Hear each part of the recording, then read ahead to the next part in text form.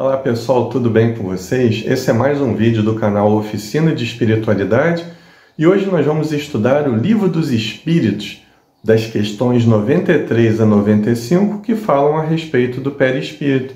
Mas antes eu gostaria de pedir a você, se você gosta do nosso trabalho, se você gosta do nosso enfoque da doutrina espírita, curta, comente e compartilhe esse vídeo, inscreva-se no canal, toque o botão do sino ao lado do botão de inscrição para receber mensagens a respeito de vídeos novos e fazer com que o nosso canal possa chegar ao maior número de pessoas nessa plataforma. Visto isso, nós vamos fazer a seguinte pergunta: o perispírito, esse corpo espiritual, ele foi conhecido em outras épocas, em outras culturas? E eu digo que sim. Nas tradições védicas, que convencionamos chamar de hinduístas, uma parte desse corpo espiritual foi estudado como sendo Mano Maya Kosha. No Antigo Egito ele era chamado de Ka. Entre algumas tradições esotéricas ele era chamado de corpo astral. O próprio espírito André Luiz, através da mediunidade de Francisco Cândido Xavier e também de Valdo Vieira, o chamava de psicossoma. Hernani Guimarães Andrade, a meu ver, um dos maiores pesquisadores espíritas de todos os tempos, ele chamava esse corpo espiritual, esse perispírito, de modelo organizador biológico. E nós vamos ver com Kardec, ainda que de forma introdutória, vamos aprofundar esse assunto em vídeos futuros, o que os espíritos, de forma muito generalizada, consideravam como sendo o que o Allan Kardec convencionou chamar de perispírito. Vamos ver. Pergunta Allan Kardec: o espírito propriamente dito vive a descoberto ou, como pretendem alguns, envolvido por alguma substância? E os amigos espirituais respondem: o espírito é envolvido por uma substância que é vaporosa para ti, mas ainda bastante grosseira para nós, suficientemente vaporosa, entretanto, para que ele possa elevar-se na atmosfera e transportar-se para onde quiser. Allan Kardec complementa com a seguinte nota: como a semente de um fruto é envolvida pelo perisperma, o espírito propriamente dito é revestido de um envoltório que, por comparação, se pode chamar perispírito. O que eu entendo dessa resposta dos amigos espirituais é que existe matéria em formas desconhecidas para nós, aqui encarnados, no mundo espiritual. E que essa matéria, mesmo sendo muito mais sutil do que esse corpo físico que nós temos aqui no mundo material, lá para eles é algo já extremamente grosseiro, porque provavelmente muitos desses amigos espirituais que compuseram a obra de Kardec já puderam ir a dimensões espirituais muito mais sutis do que essas mais próximas a nossa no mundo material. Então eles têm conhecimento, às vezes, de mundos muito mais sutis do que nós possamos imaginar. E a minha visão sobre o perispírito, ainda que Kardec tenha dado uma visão muito introdutória a respeito do assunto, em O Livro dos Espíritos, é que ele é um corpo multidimensional, ou seja, ele se manifesta em vários estágios de vida ao mesmo tempo.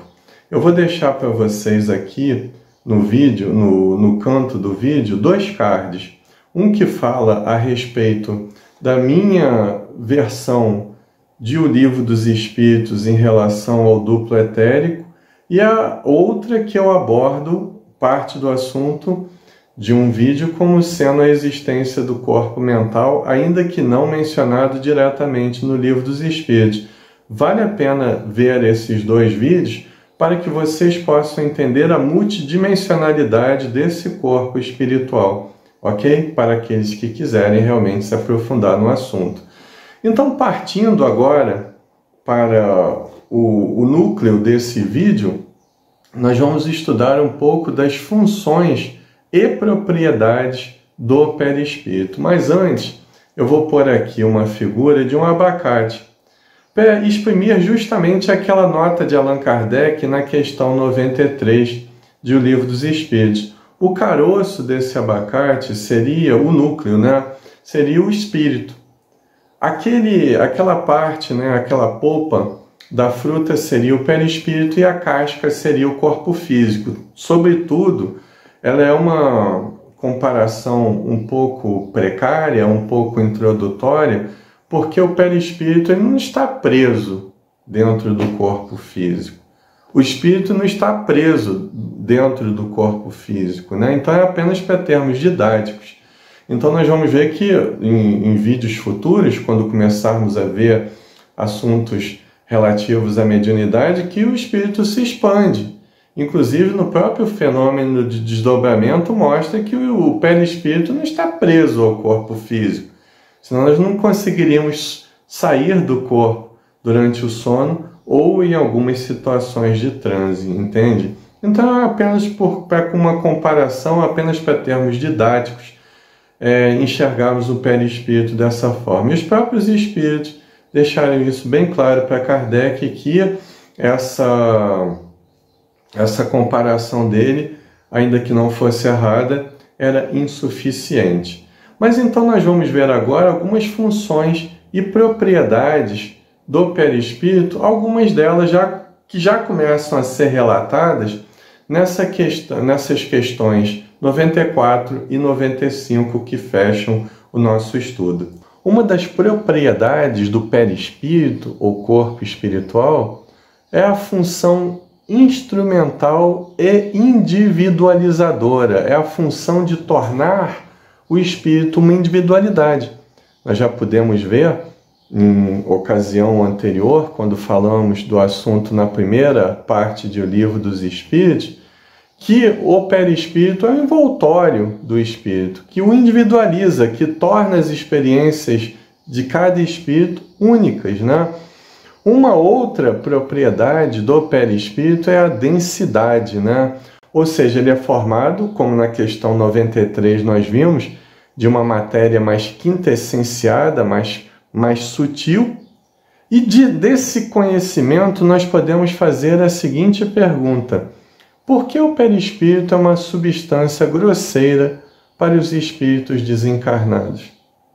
Porque é óbvio, como já falamos anteriormente, que a matéria, nessas dimensões espirituais, ela é cada vez mais sutil, né? Dentro daquele proposto modelo multidimensional que eu me referi ainda há pouco. O perispírito, ele é mutável, né? Ele tem uma função organizadora, ele organiza as manifestações do espírito com o meio onde esse espírito está inserido, e ele também pode ser mutável, de acordo com a necessidade, de acordo com a situação, né? Nós temos por aí, quando nós vamos para outro planeta, vamos reencarnar ou em missão em outro planeta, né? Nós temos uma constituição energética que é própria de cada planeta, né? Então, como se dá o processo de adequação de um perispírito em outro mundo? Confesso que não sei. Como já nos referimos anteriormente, o perispírito ele tem uma densidade e ele é formado por uma matéria muito mais sutil do que nós encarnados aqui estagiamos, né? O perispírito também ele é plástico, né? Ele muda de acordo com as necessidades do espírito. Por ser mutável, ele é plástico, ele tem que ter essa maleabilidade, né?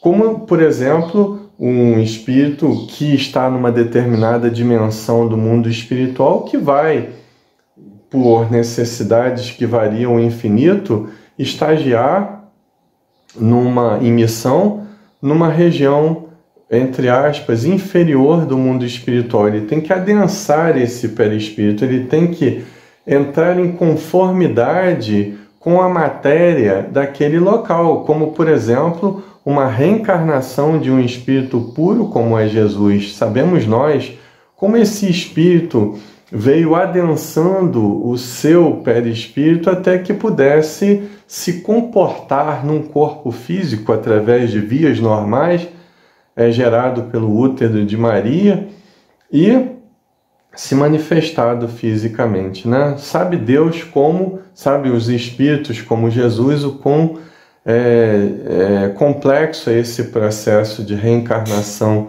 de um espírito puro. Então, diante desse processo, nós poderíamos perguntar, já finalizando o nosso vídeo, o espírito pode tomar a forma que ele quiser, diante dessa propriedade, dessa função plástica do perispírito? E diríamos que depende do nível evolutivo dele. Muitas vezes, essa forma do espírito, ela é automática de acordo com o que a mente dele vivencia em relação tanto ao seu interior quanto ao externo. Como de acordo com a visão de mundo, de acordo com o nível emocional e psíquico no qual esse espírito, quer seja encarnado ou desencarnado, está agindo no momento.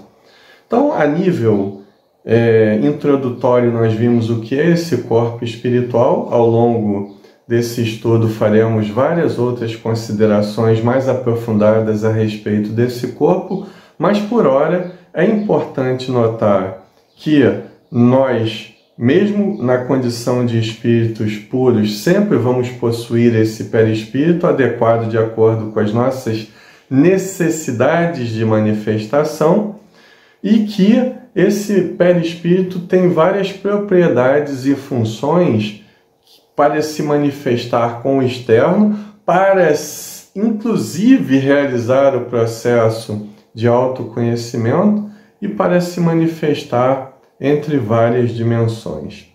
Se você gostou desse vídeo, curta, comente, compartilhe para que ele chegue ao maior número de pessoas.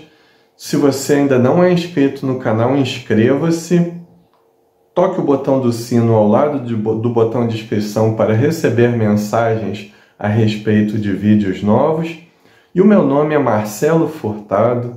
Esse é o canal Oficina de Espiritualidade. Foi um prazer muito grande estar com você até o final desse vídeo. Um abraço a todos e até o próximo vídeo.